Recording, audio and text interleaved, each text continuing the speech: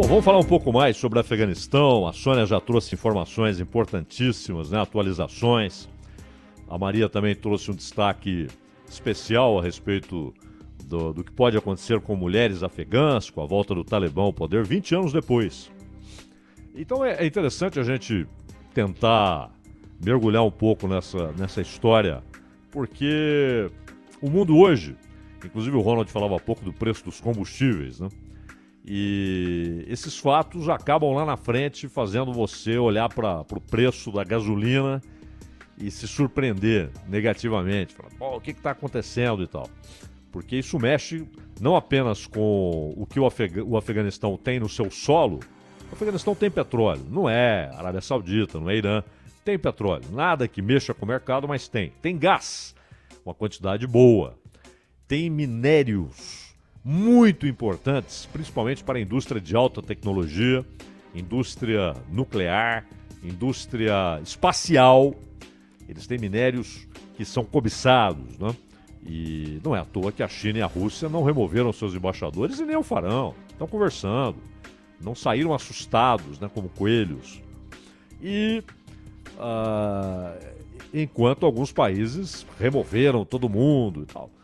É preciso ter frieza na hora de lidar quem está no poder, né? E tem interesses de potências.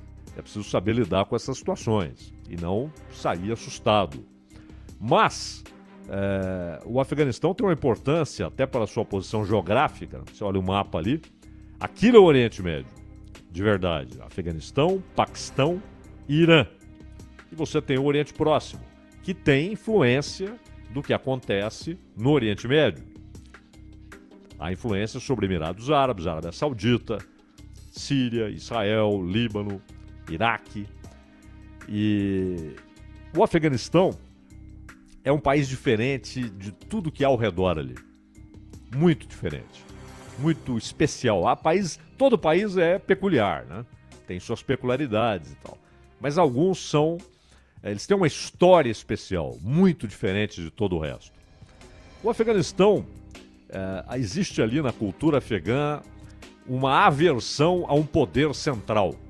Ou seja, alguém instalado num palácio em Cabul tomando decisões. E o Talibã entende isso. O poder valorizado pela cultura afegã, e principalmente pela cultura Pashtun, que é a etnia majoritária, 42%, 43% da população afegã, população grande, de 32 milhões de habitantes. E é bom lembrar que desses 32, cerca de 30 milhões são muçulmanos. A maioria absoluta desses muçulmanos sunitas, como o Talibã. Mas o que eles valorizam é o poder familiar, o poder tribal, descentralizado. E a ideia de que nenhum poder central deve impor valores. Não é decisão sobre moeda, não é decisão sobre força de segurança nacional, ou seja, um exército para defender o país em suas fronteiras. Mas a vida, o cotidiano, deve ser determinado ali, nas tribos, nas famílias, e não por um poder central em Cabul. Isso foi subitamente derrubado quando ocorreu um golpe comunista no Afeganistão, apoiado pela União Soviética. A União Soviética apoiou, era muito importante para a União Soviética conseguir ter um controle sobre o Afeganistão, pelo poder que isso daria à União Soviética em termos de posicionamento estratégico. Ter o Afeganistão era ter ali, próximo, na fronteira com o Paquistão, que era aliado dos Estados Unidos na época do Mohammad Zia-ul-Haq, ter o Afeganistão era ter uma posição geopolítica muito importante. E também, vale lembrar, isso na época de Reza Pahlavi, outro aliado ocidental que estava no poder no Irã. Deram um golpe com apoio da União Soviética, Partido Comunista do Afeganistão. E os afegãos, e particularmente os muçulmanos, e eles são maioria absoluta no Afeganistão, eles abominam o comunismo, abominam a ideia de um poder desvinculado de sua fé, abominam. Uma coisa é a discussão sobre o que diz o Alcorão, a interpretação. Qual a interpretação tem apoio majoritário? Outra coisa é um governo que chegou num golpe e passou a negar o Alcorão, a negar a importância da fé daquelas pessoas no cotidiano, nos seus costumes, nas suas decisões, inclusive nas políticas de Estado. E, rapidamente, eles derrubaram esse governo aliado da União Soviética. O que fez a União Soviética? Invadiu o Afeganistão. É bom lembrar, isso foi na segunda metade da década de 70. E o que aconteceu então? Os Estados Unidos, na época, Jimmy Carter era o presidente, os Estados Unidos tentaram adotar algumas políticas de retaliação à União Soviética, porque havia comércio bilateral, normalmente, entre União Soviética e Estados Unidos. Tanto que o Jimmy Carter, ele congelou a exportação de trigo, mas não a exportação contratada, apenas a excedente. Então a exportação excedente estava proibida para a União Soviética por causa da invasão ao Afeganistão. Os Estados Unidos não foram aos Jogos Olímpicos de Moscou por causa, pelo menos era o motivo oficial, né? Por causa da invasão ao Afeganistão. E até por isso a União Soviética não participou dos Jogos em 84 em Los Angeles. Então foi um momento de crescimento das tensões na Guerra Fria por conta do Afeganistão. Entraram as tropas soviéticas, as pessoas olhavam à distância e diziam, nossa, vai ser um passeio, não é? O poderosíssimo Exército Vermelho não vai ser detido por esses caras. Não vai ser detido pelos afegãos. Eles derrubaram o partido que estava no poder. Mas os tanques soviéticos, as tropas treinadíssimas da União Soviética, nenhuma chance. Pois eles derrotaram a União Soviética. Uma guerra longa. Porque para aquela gente não se tratava de defender um ponto de vista, mas de defender o que eles são. E eles não aceitavam o partido que lhes foi imposto pela União Soviética e, obviamente, não aceitariam, resignados, a força militar soviética, devolvendo ao Partido Comunista Afegão o poder. Não aceitariam. E resistiram. E, claro, era Guerra Fria. Então, os Estados Unidos trataram de, ao longo dos anos, garantir armas para os insurgentes islâmicos, não só afegãos. Começou a ir gente da África, muçulmanos da África, que foram para o Afeganistão para enfrentarem a União Soviética. Foi também gente de outros países da Ásia, inclusive da Arábia Saudita, inclusive Osama Bin Laden. Foi lá lutar, pegou em armas contra a União Soviética. Como esses guerrilheiros conheciam cada pedaço das montanhas afegãs, das altíssimas montanhas afegãs, ali eles estabeleceram a sua resistência. E ali tanque não tem nenhum valor. Os soviéticos tinham de subir com a infantaria e, claro, alguns bombardeios com pequenos aviões e helicópteros. Mas os Estados Unidos forneceram mísseis Stingers, aquele que você coloca no ombro. É um míssil de uso individual. Então eles derrubavam helicópteros com muita facilidade. Muita facilidade. Muito bem treinados, mas acima de tudo, prontos para morrerem por aquilo que acreditavam. Prontos para a morte. Aliás, o Bin Laden costumava dizer: para os ocidentais, mas isso valia também na época para os soviéticos, né? Vocês temem a morte, nós a saudamos. Isso é fundamental para que um grupo muito menos armado, treinado, eles estavam enfrentando um dos maiores exércitos, claro que não foi todo o exército soviético, mas divisões foram mandadas. Um dos maiores exércitos da história da humanidade. Aliás, ainda hoje, em termos de armas atômicas, Rússia e Estados Unidos têm um poderio que nunca existiu na Terra. E em termos de forças convencionais, só a China está se aproximando dos dois. O investimento da China em forças armadas é uma coisa monstruosa. Não levem a sério esses números que a China divulga anualmente, em termos de aumento de gastos militares. É muito, muito maior. Mas então, eles derrotaram a União Soviética. E aqueles diversos grupos islâmicos passaram a ter, então, uma disputa interna. Quem mandaria no Afeganistão? Quem seria a força predominante? De todos aqueles mujahedins, com posições diferentes, diferenças ideológicas, diferenças religiosas, embora dentro todos sunitas.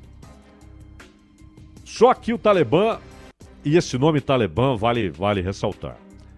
Talibã quer dizer estudante, são os estudantes, os talibãs. Por que estudantes? Porque esse grupo nasceu nas madraças corânicas do Paquistão, escolas corânicas do Paquistão. E eles tinham, naquele confronto, depois de derrotada a União Soviética, eles tinham o que os outros grupos não tinham: aviões. E numa guerra como essa, ter avião quando os outros não têm é decisivo. E eles tinham aviões. E isso foi fundamental para a vitória do Talibã. O Talibã chegou ao poder, ficou 6 anos, quase 7 anos no poder, né? Chegou ao poder em 95 e dominou 90% do Afeganistão. Só não dominou a ponta norte do Afeganistão, onde o general Abdullah tornou-se famoso, porque foi o único que conseguiu garantir que ali, naquele território, o Talibã não prevalecesse. Mas isso significava 10% do Afeganistão. Um país grande, se você tomar como referência países europeus, por exemplo, a Alemanha. O Afeganistão é o maior e, claro, com uma topografia muito particular, muitas montanhas. Então ali a guerrilha, ela tem um terreno muito favorável. O Talibã entendeu que não era tomar Cabul e passar a emitir ordens. Isso não é o Talibã. Essa é uma imagem que o Ocidente formou, construiu. O Talibã em Cabul e emitindo ordens, inclusive sobre costumes. Mulheres de burca, homens de barba, proibido ver filme, proibido ouvir música que não seja religiosa, proibido ouvir qualquer livro, proibido ler qualquer livro que não esteja ligado à cultura pashtun ou ao Islã. Todos devem aprender árabe, porque para os muçulmanos é o idioma sagrado, né? É o idioma do Alcorão. Então, não é que eles ficaram em Cabul emitindo ordens. Não. Isso foi construído nas tribos afegãs. Eles entenderam que não poderiam contrariar a milenar cultura, o poder tribal, o poder familiar. E trataram de estabelecer bases de apoio e levando não apenas conforto, mas levando alimento, levando posto hospitalar, levando médicos e levando debates a respeito do Alcorão, a respeito da visão do Talibã, visão forjada nas madraças sunitas do Paquistão. Por que eles tinham aviões, voltando àquele confronto? Porque esses aviões eram garantidos pelo Paquistão. E no poder, o Talibã teve 3 países que sustentaram sua política externa: Arábia Saudita, Emirados Árabes Unidos e Paquistão. O Paquistão, até por essa proximidade e sabendo que o Talibã no poder significava ter aliados logo ali no país vizinho, já que ao sul o Paquistão tem de lidar com as intermináveis diferenças com a Índia, principalmente em relação a Caxemira. Ter um aliado era muito importante. A Arábia Saudita, é bom lembrar, o Afeganistão não tem maioria árabe. A maioria é Pashtun, a Uzbeques lá também, com um percentual importante da população. E a Arábia Saudita, mesmo o Afeganistão não sendo um país árabe, encontrou afinidade religiosa. A afinidade que vem da cultura wahhabita, que emana da Arábia Saudita para todo o mundo islâmico. E que foi desencadeando movimentos ainda mais radicais. Inclusive alguns não aceitos pela Arábia Saudita, como é o caso da Al-Qaeda.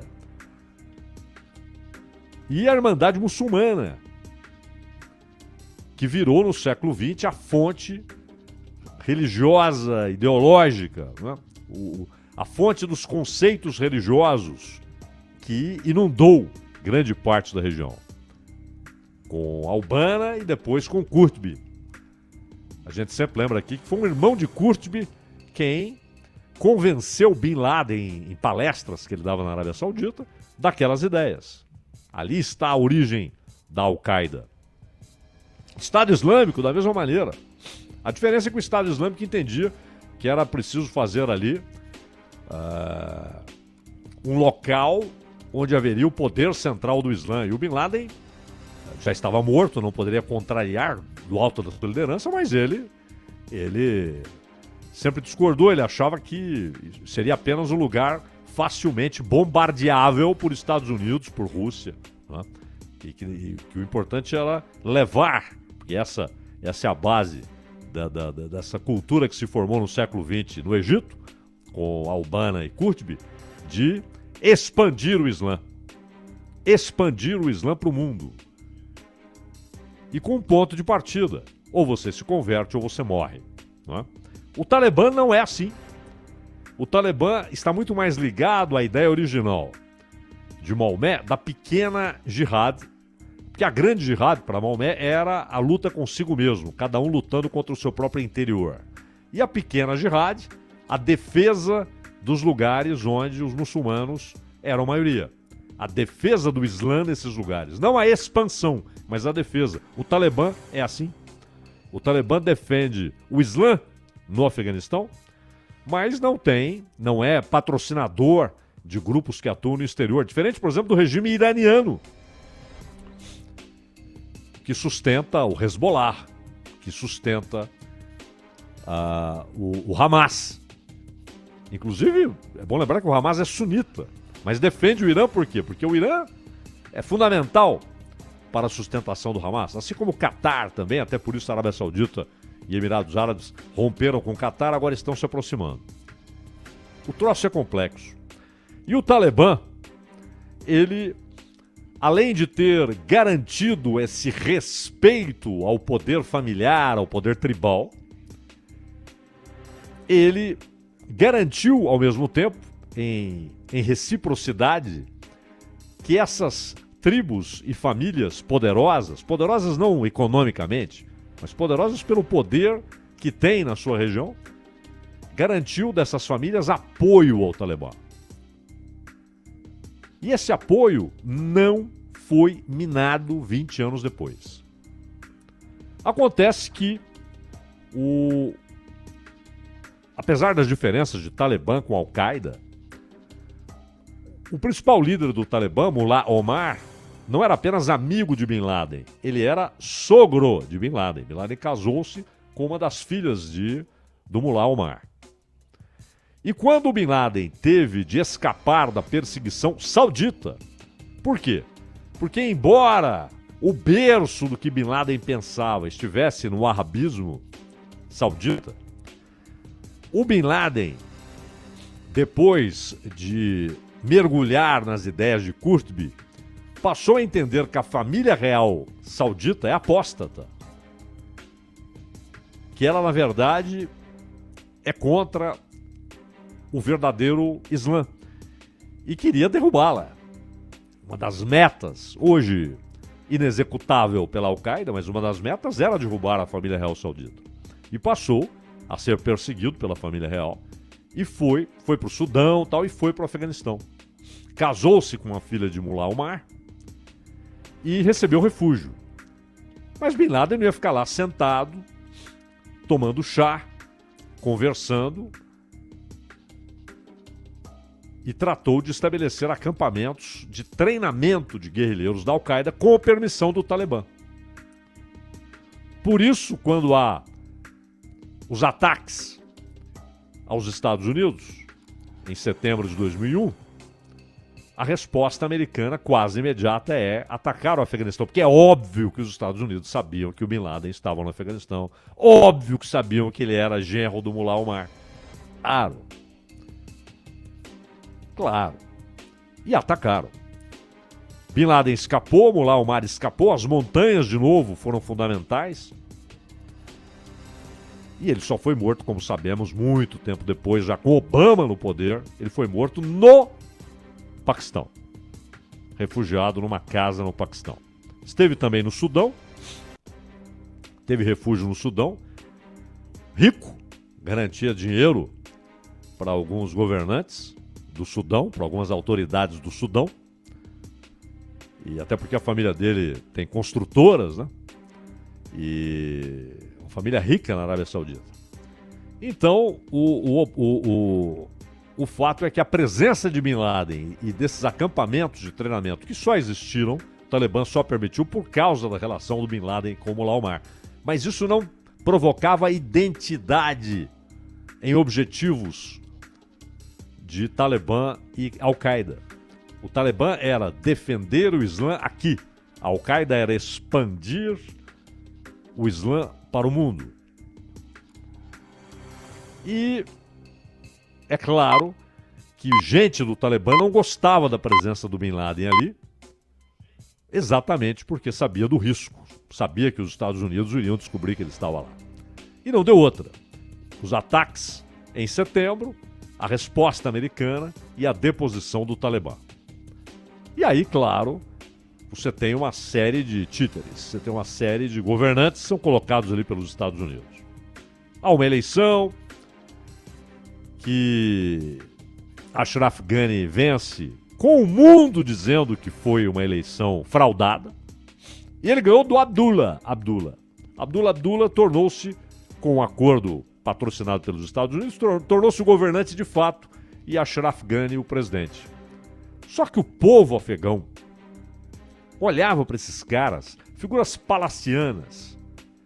Ashraf Ghani, inclusive, com de sofisticação ocidental, figura de palácios, né? O Jamil Chad entrevistou Ronald, o Abdullah na Suíça. E o quarto de hotel, né? O andar que colocaram para Abdullah no hotel suíço era mais ou menos como aqueles lá do Copacabana Palace, né? Onde o Dória foi tomar banho de piscina e tal, de sol. Mas então, o Paulo França até dizia que o Copacabana Palace, o bom era o antigo, porque os quartos dava para você fazer um jogo de futebol de salão, né? De tão Na época que chamava futebol de salão, né, Zé? Exato, quando chamava futebol de salão. Depois reformaram, né? Porque era antieconômico. Resolveram, bom, em vez da gente manter aqui um prédio, né, que a gente vai chamar de apartamento, vamos fazer 3 apartamentos e tal. Mas então, essas figuras não diziam nada ao povo afegão. Principalmente o Ashraf Ghani. Ele fugiu, dizendo assim: eu saí para evitar um banho de sangue. Ora, como se a população, sabendo que ele estava no palácio, fosse enfrentar o Talibã. A população não estava nem aí pro Ashraf Ghani. Ele saiu com medo de derramamento de sangue dele, do seu próprio sangue. Só isso. Não foi nada para evitar derramamento de sangue em solo afegão. Isso é balela. Ele fugiu porque falou, eles vão me matar. Foi embora. E aí veio essa história. Quando o Biden não pode falar que está surpreso. Não pode falar. Porque os generais americanos disseram ao Biden, assim que sairmos, o Talibã vai tomar conta daquilo. Aliás, um general americano cometeu um erro de avaliação quando disse que haveria uma guerra civil. Claro que não. Claro que não. Seria um passeio como foi. Não haveria guerra civil. Haveria uma resistência ínfima ao avanço do Talibã. E o exército regular não teria como segurar o Talibã. E mais, nos últimos anos, os Estados Unidos entregaram para o exército afegão armas sofisticadas, modernas. Com quem elas estão agora? Com o Talibã. Claro, as armas dos americanos foram levadas de volta, claro, foram embora. Só estão lá alguns milhares para garantir a saída de americanos. Mas o armamento que foi dado de presente, e não foi vendido não, dado de presente ao exército afegão, agora é do Talibã, que passa a ter armamento que nunca teve quando esteve no poder. Armamento sofisticado, muito sofisticado, né? Então, é um Talibã ainda mais forte. E provavelmente dessa vez não vai dominar 90%, vai dominar 100% do Afeganistão. E outra coisa, há um governo de transição. Eles vão colocar ali algumas figuras que não são do Talibã participando do governo, mas o governo é do Talibã. A Rússia sabe disso, manteve seu embaixador, sem escândalos, sem correria. A China manteve seu embaixador, já está negociando com o Talibã. A Rússia também já está negociando com o Talibã, porque interessa à Rússia que passe pelo território afegão canos para transporte de óleo, transporte de gás, gasodutos, oleodutos.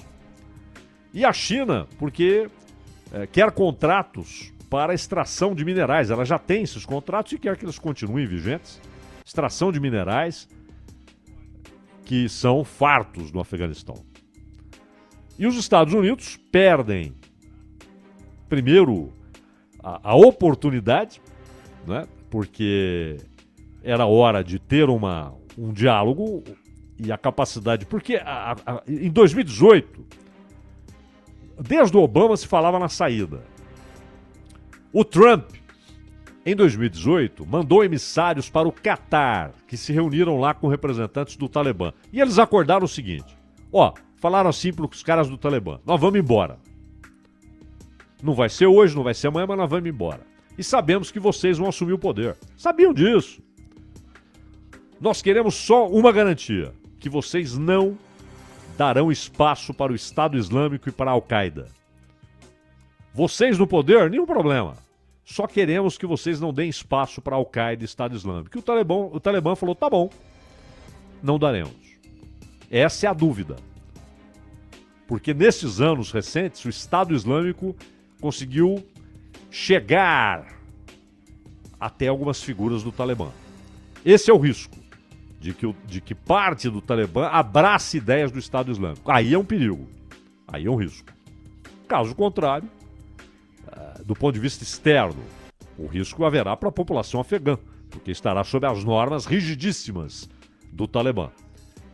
Mas do ponto de vista de exportação de ações, inclusive terroristas, só se o Talibã abraçar algumas ideias do Estado Islâmico. Essa é a dúvida. Foi a garantia que o Trump pediu. O Biden resolveu executar o que estava acertado, mas o fez de maneira atabalhoada, rápida demais.